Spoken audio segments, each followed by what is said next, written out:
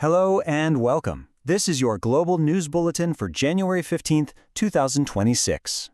So, what is the world's greatest short-term risk right now? Well, if you're thinking of a traditional war with soldiers and tanks, you might be surprised. According to leading global experts, we've actually entered a whole new era of conflict, and it's being defined by a completely different kind of weapon. And that weapon is what the World Economic Forum is calling geoeconomic confrontation. They've identified this, using things like sanctions and trade as weapons, as the single most pressing threat to global stability. So let's take a look at how this is actually playing out right now. And here it is, laid out in the new Global Risks Report. Geoeconomic confrontation has officially leapfrogged state-based armed conflict to become the #1 concern for the next 2 years. But here's what's absolutely crucial to understand. Look at numbers 2 and 3, misinformation and societal polarization. These are not separate issues. Think of them as the accelerants, the fuel being poured on the fire of this new kind of conflict, as we're about to see. We're going to start in the Middle East, where this intense economic pressure has pushed an entire nation to its absolute breaking point. We're talking about Iran, which is in the middle of a catastrophic internal crisis. Anti-government protests, which were sparked by a collapsing economy, have been met with an incredibly brutal crackdown. Now, getting reliable information is almost impossible because the country is under a nationwide internet blackout. But credible reports are putting the death toll somewhere between 2,500 and as high as 20,000. The human cost is just staggering. And this quote, this is from an ophthalmologist in Tehran, it really highlights a chilling tactic. It suggests a systematic use of force that's intended not just to disperse demonstrators, but to permanently maim them. As you might expect, the international community is sharply divided on this. On one side, you have the United States, with President Trump urging protesters to take over. And on the other, you have Russia calling the U.S. sanctions illegal blackmail. This war of words, well, it only escalates the geoeconomic confrontation. Meanwhile, let's jump over to the Americas. A U.S. military operation in Venezuela has completely reshaped the political landscape there. A strike on a port left at least 80 people dead. Now, an interim government is trying to de-escalate the situation, but the U.S. is keeping a very tight economic grip through a naval blockade and control over the nation's financial reserves, a move that is already hitting global oil markets. So a lot of this global instability that we're seeing can actually be traced back to a pretty significant and very deliberate shift in U.S. policy. People are calling it the Donroe Doctrine. It's a new framework that basically asserts the right of the U.S. to use force and control in the Americas to achieve its strategic goals.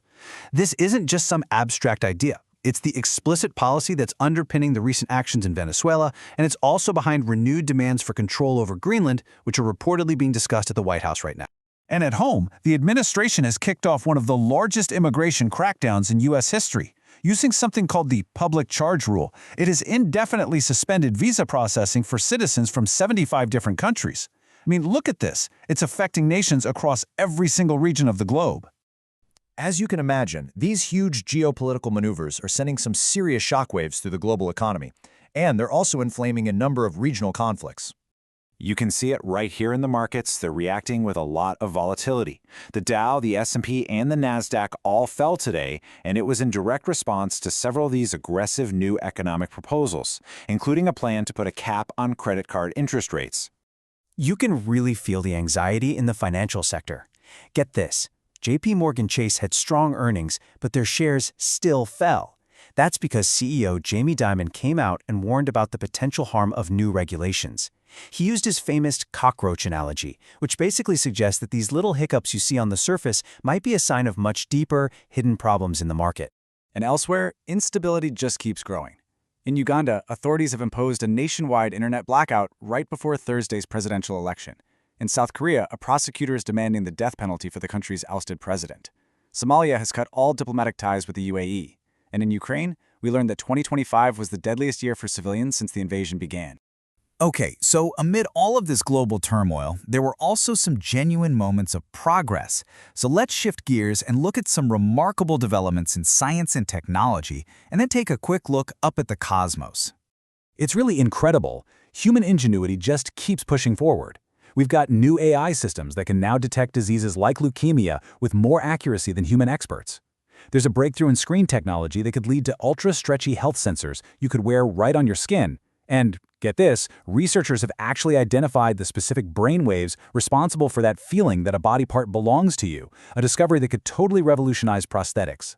And finally, looking up, astronomers are forecasting that a comet discovered late last year could become the Great Comet of 2026. Now, comets are always unpredictable, but there's a pretty good chance it might be visible to the naked eye in late April. So you might want to mark your calendars for around April 17th for the best view.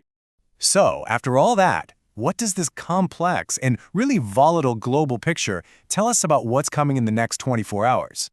Well, the events of just the last day show exactly how these global risks are dangerously interconnected. It's like a domino effect. Take Iran, for example.